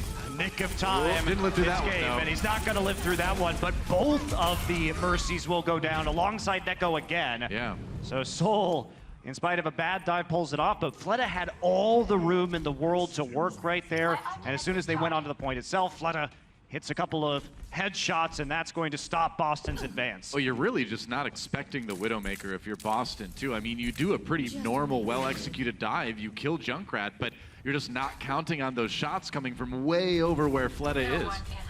Now they know, so now we're going back to that theme we talked about earlier. How are they going to adapt? Yeah, how are they going to adapt? They're going to head at least, looks like the same way, but they're going to try to dive onto the high ground again. They are out of sight of the Widowmaker. That means Fleta has to reposition. Yeah, but they're out of sight of the point, too. Losing a few more people here. That's another push. Unsuccessful for Boston. A little bit of resetting going on just to get everybody back to spawn quicker. Fleta actually trying to peek on them right now because they're standing over by the bus right around the corner from the main entrance. I mean, you notice Fleta getting more bold here. Maybe that's something Boston can capitalize on. Well, he needs to keep moving his position up, so they're not going to know necessarily where he's coming from. Falls back off the high ground. He goes actually right back to where he was. So until somebody pressures this Widow, they're going to try now. They're going to put down the bubble. Yep. Doing what they can, trying to cut off that line of sight for the shots. Jaehong way in the back here. Doing the damage he can. Primal Rage. Fuse gets batted around, gets taken down. That's a kill in Boston's favor, but already Seoul pulling ahead in this fight a little bit. Kelix in a little bit of trouble. Using that Valkyrie, staying alive for the moment. Toby going after him. Neko taken out by that Riptire, and that may be about it, unless this turnaround, Dreamcasper, have he and Striker gotten enough picks to pave the way for Boston to take this one? And they're trying to re-engage right now. Fleta is down. He was killed by Dreamcasper and Gamsu. But the support's still vulnerable from the Uprising. Well, that was the best shot that Boston had yet, but as they head back towards their spawn, you see Seoul just so poised. Well, so unflustered from any of this. Yeah, and the communication is there. The Dynasty knew they should not save Fleta in that situation. We're going to take a look at this. Welcome back, Junkrat. Yeah, welcome back. And there's just a bomb into the clustered members and a second one dropping the mines into the Uprising. And they knew they shouldn't have saved Fleta in that last fight because he had already successfully distracted both the Genji and the Winston from the opposing team. So the investment not worth it. Not so much. Oh, that helps. Jaehong. Hey, guess who's back on the Ana? You felt it. It's Jaehong. Keeping everybody healed. And now just 20 seconds remain for Boston. A lot of ults to use, but they really, really need to get something big going here.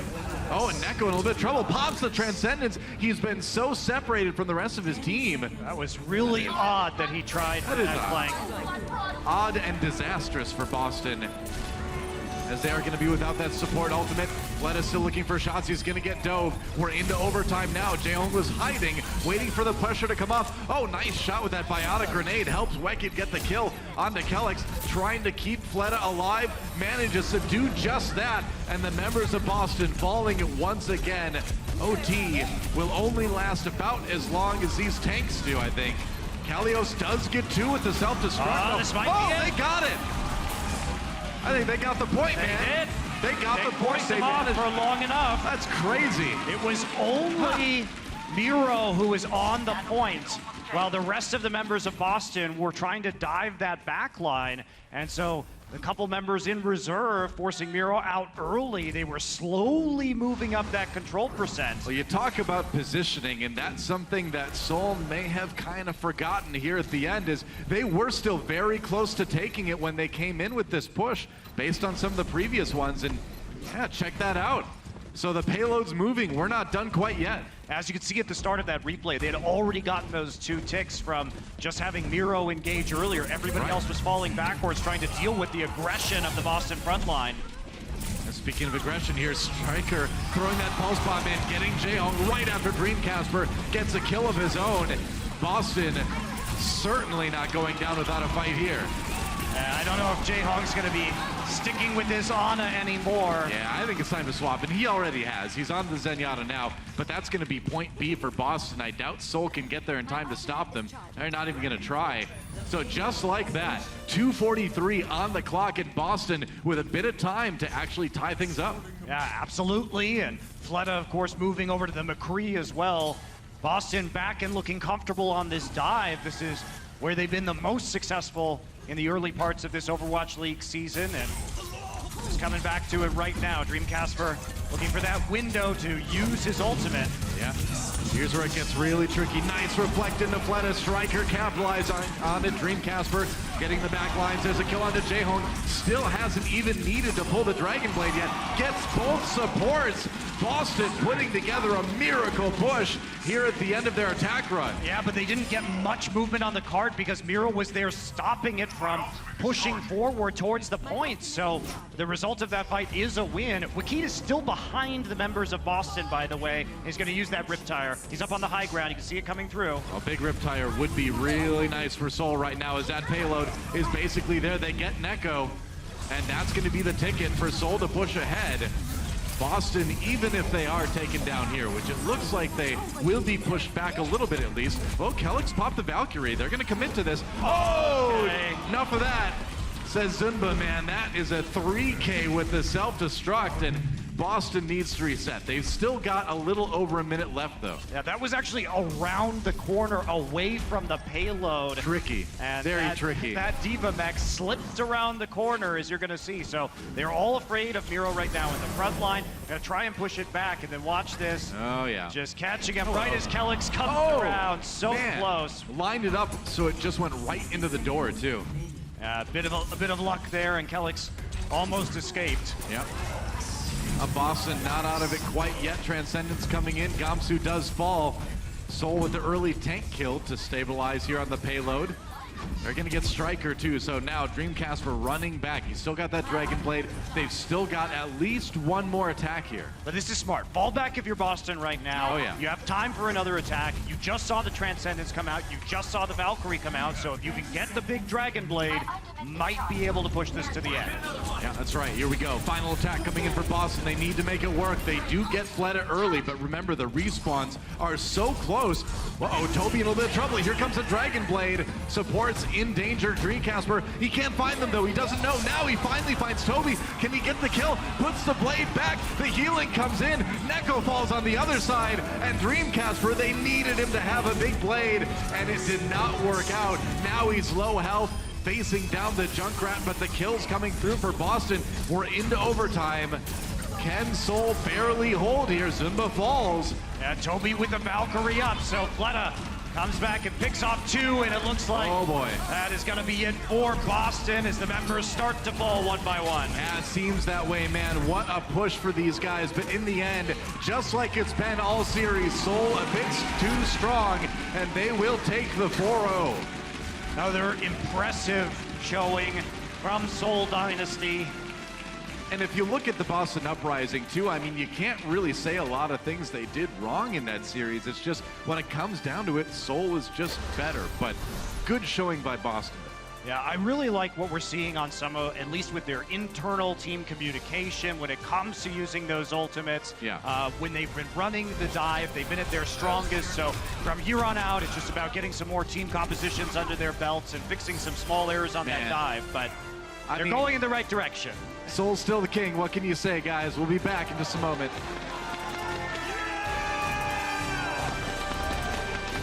The Overwatch League is brought to you by Intel and Omen by HP.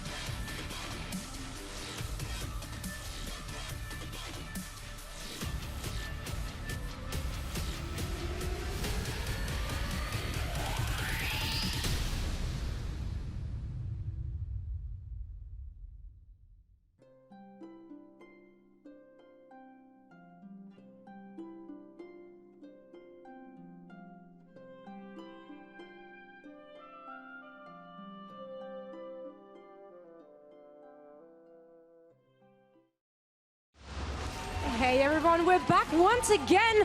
My name is Zoe and I'm now joined by no other than the man himself, Fleta from the Seoul Dynasty. Please give it up.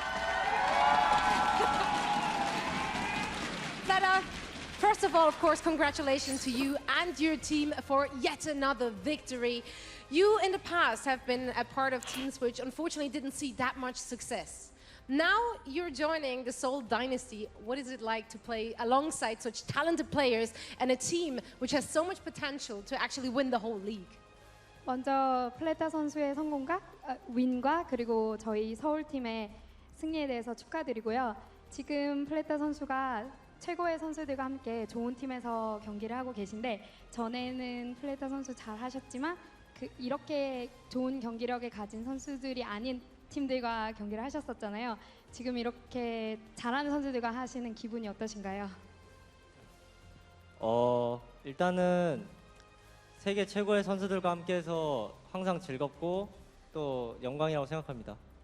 It's an honor to play with the world best players, and I'm always happy with that.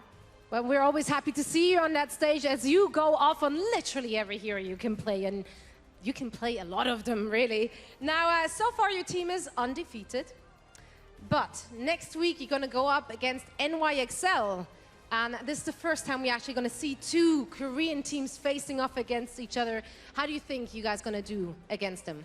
지금까지는 저희 서울팀이 무패 기록을 하고 있는데 다음 주에 처음으로 한국인들로 이루어진 팀인 뉴욕팀과 경기를 하게 됩니다.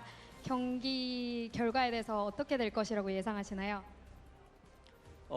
일단 뉴욕팀과의 경기는 힘들 것으로 예상되지만 저희가 일단 준비하고 있는 게 많기 때문에 이길 수 있을 거라 보고 또 파인 선수와의 대결이 좀 기대됩니다. It can be tough with New York, but we're preparing a lot, so definitely we will win. And also, I'm really excited to play with Pine. All right, I love the confidence. Fleta, everyone, thank you so much for joining me. We can't wait to see what you guys have in store for us when you're facing off against the NYXL. But for now, let's head over to the desk to break down the game we just saw on that stage. Thank you so much, Zoe. Great stuff there from Fleta. He is always on point, and already he's walked away with several players of the match honors. Now to break down the action, I brought back in Reinforce as well as Sideshow, and we're going to start here with Oasis. It was a 2-0 lead at the half, and it quickly became a 3-0 lead. Just two stages here as we take a look at some of the general highlights. What did we see from the opening from both squads? Well, they were both playing Farah Mercy, as is often the way on these stages of Oasis. But then when it came to University, we saw a different look coming out from Boston Uprising. Gamsu over on the Reinhardt. They had this triple tank strategy going forwards, and Seoul put on a masterclass, really, of how to deal with that with their dive. It was phenomenal to see. But what's great from the Boston Uprising's point of view is that they seem to be starting to diversify the strategies that they can bring to different stages, and they do look decent. It's just that at the moment, Seoul is better. Yeah, but even then, last week they played the same composition versus the Florida Mayhem, and so Seoul, they look really prepared on Oasis, despite Boston trying to adapt. So Seoul was able to do some homework, and they were able to get their studies done. We have a telestration here from Reinforce, and as you saw Boston, they were able to switch it up midway through the game. They brought out triple tank, and Seoul, we talked about their adaptations. We're about to see another one, Reinforce. I mean, this positioning from Seoul Dynasty is just insane.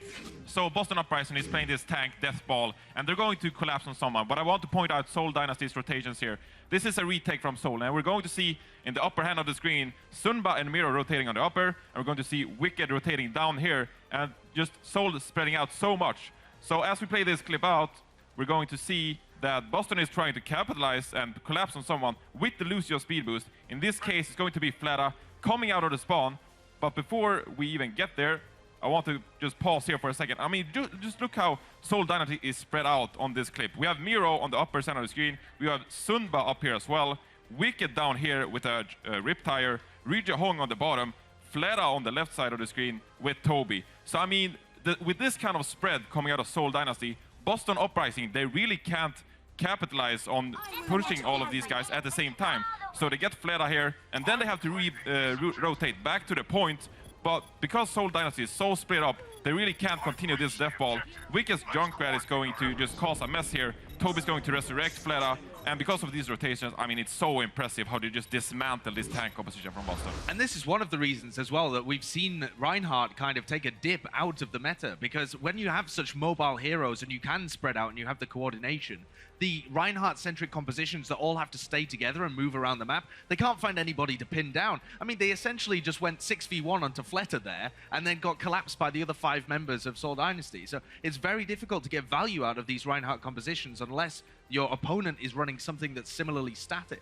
Let's keep it moving now as we get into our Game 4 discussion. Game 4, it was Numbani, and coming in, Seoul Dynasty, pretty decent attack. In fact, on their defensive end, it looked like they were going to go for a full hold, but Boston extends the game. Let's go through some of these general highlights here and talk about the opening that we saw out of Seoul. Dreamcasper on defense was forced over to the 76, and it seemed to be paying dividends. Yes, we actually saw the Soldier coming out of Dreamcasper. We have seen a lot of teams favor the Soldier, especially on Numbani, trying to shut down the Pharah of Fleta initially, but it didn't really work out, especially when you have Toby just flying around and getting mercy kills.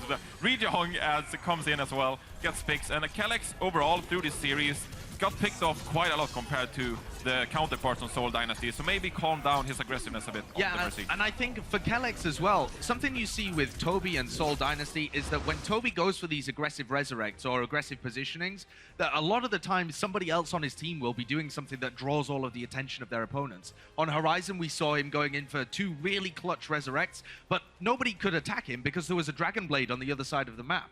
So it's very difficult to try and pin down Toby in these circumstances, whereas Kalex is really the only guy going for a play at that point. So he needs a bit of distraction from the rest of his team, I think. Johnny, I want to wrap this up with a question about Boston. They are now sitting at 1-2, but their 2 losses come to the full Korean lineups that are undefeated, the New York XL and the Seoul Dynasty.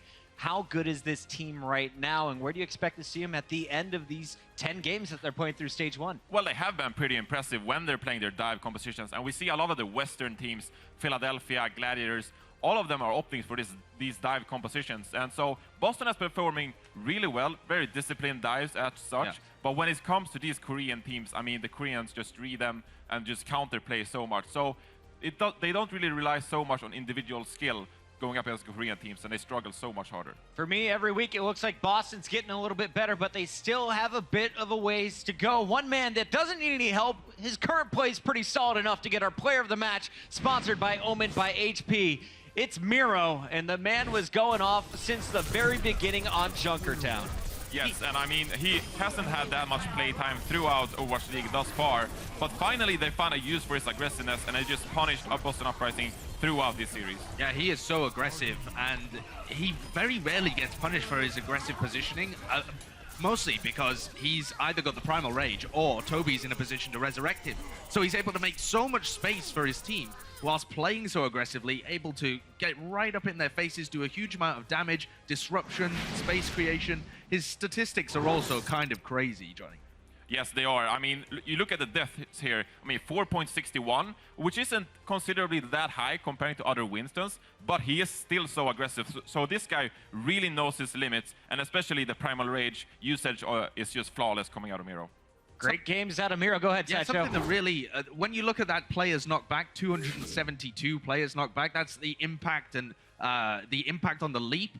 He had 70 more than Gamsu. He's been able to either get into the choke points or counter dive onto people and get huge value out of that. They played around the aggressive Winston, and Seoul Dynasty gets the win. It's now another 4-0 that they add to their overall record.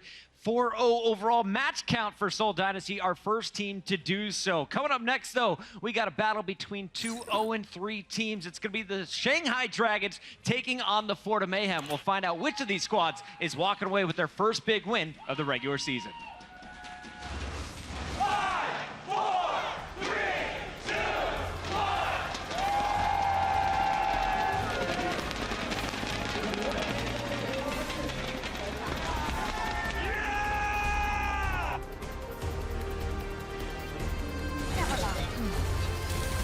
Heroes never die.